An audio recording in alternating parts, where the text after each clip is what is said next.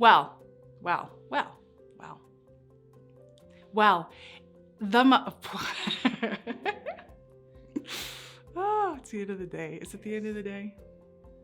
For us. It is, right?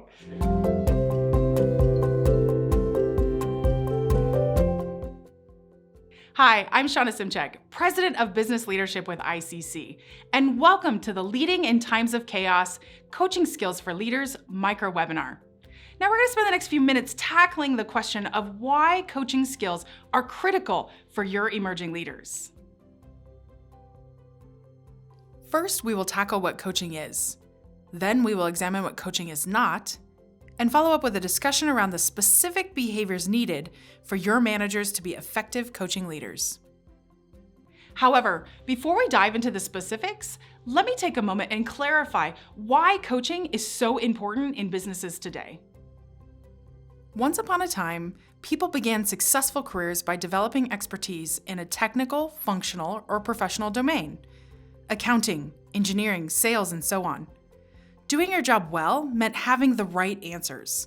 If you could prove yourself, you'd climb that corporate ladder and eventually move into a leadership position. As a manager, you knew what needed to be done, and you taught others how to do it. This is not the reality today. Rapid and constant change and chaos are our new normal. Managers don't, and frankly, they cannot have all the answers. Managers need to move away from the traditional command and control leadership style and move towards support and guidance. In short, become a coach. This is absolutely essential for managers at all levels. So together, let's get clear on the definition of coaching. And to do this, let's hear from an ICC expert. Improving and adopting some of your coaching skills really means being present and listening, asking powerful questions. And it might be like, okay, I don't have time for powerful questions, but honestly, we're talking about authentic, sincere questions, open-ended, holding others accountable, really challenging not just others' perspectives, but our own as well. And then really for me, coaching skills are about facilitating positive change, really helping with the transformation of another person so that they grow and develop. And developing others, you might say, okay, during this time, how do we have time to develop? Honestly, this is a perfect time. Okay, I think we're getting pretty close to what the definition of coaching is. But let's hear from one more ICC expert before we move on.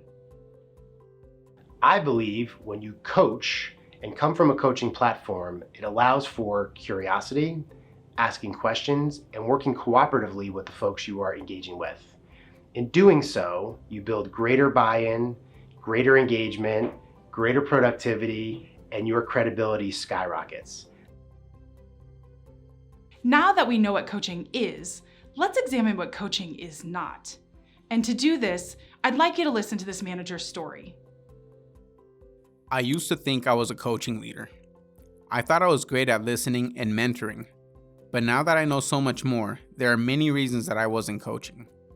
I often found myself trying to fix my employees and thinking I had all the answers. Telling is a key word. I would tell people and team members, you need to do this. That's not coaching, it's directing. Coaching is also not listening simply to reply, but rather truly listening with intent and curiosity. Coaching isn't about giving all the answers or pushing your own agenda, and it's not therapy. You look to an expert because they have all the answers, and they apply their area of expertise and knowledge to your problem. As a coaching leader, you believe that your direct report has the answers. You just need to ask the right questions to uncover them. So here is a recap of what we just heard. Coaching is not fixing someone, making it about you, telling others what to do, giving them the answers, pushing your own agenda, and it is not therapy. Hearing these definitions may make coaching seem simplistic, yet it is the most complicated and challenging skill to put into practice.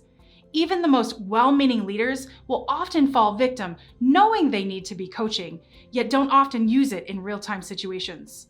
Let me illustrate this with a scenario. Now, in this setting, executives are given a case study. They're asked to be the manager of a direct report who is underperforming. They must decide whether to fire or to coach him. Now, the employee has made obvious errors of judgment, but the manager has contributed as well by ignoring and micromanaging him. When presented with this scenario, 9 out of 10 leaders decide they want to help their direct report do better. But when they're asked to role play a coaching conversation, they demonstrate much room for improvement. Here's roughly how these conversations unfold. The leader begins with an open-ended question such as, "How do you think things are going?" which elicits an answer wildly different from what they expected. So they reformulate the question, but this too fails to evoke the desired response. With some frustration, they start asking leading questions such as, "Don't you think your style would be a better fit in a different role?" This makes the direct report defensive, and he becomes even less likely to give the hoped-for answer. Eventually, feeling that the conversation is going nowhere, the leaders switch to a tell mode to get their conclusion across. At the end of the exercise, no one has learned anything about the situation or themselves. The leaders know what they're supposed to do. Ask, be curious, and listen. Not tell, give all the answers, and push their own agenda. But this doesn't come naturally, and deep down in the conversation, they already know the right way. That's not coaching, and not surprising based on what you've learned, it doesn't play out well. Does any of this sound familiar? It might. Well, let's take a few common questions and shed more light on the topic of coaching.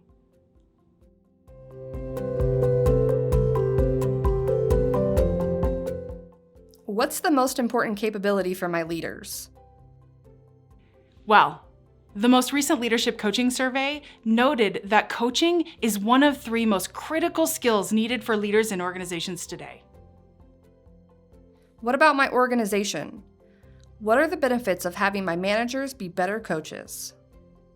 Research has demonstrated that when your leaders are better coaches, you will see an improvement in employee engagement and commitment.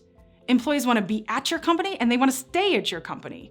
Now, coaching also drives innovation, fosters better teamwork, and improves overall business performance. What skills does it take to be a coach who gets great work done through others? Well, let's hear from your peers, and then I'll share a few more. Positivity, encouragement, deep listening, empathy, selflessness. Here are a few more. Authenticity, being present, patience, adaptability, and intentionality. So in short, a leader as a coach asks questions rather than giving the answers, supports employees rather than judging them, and facilitates development.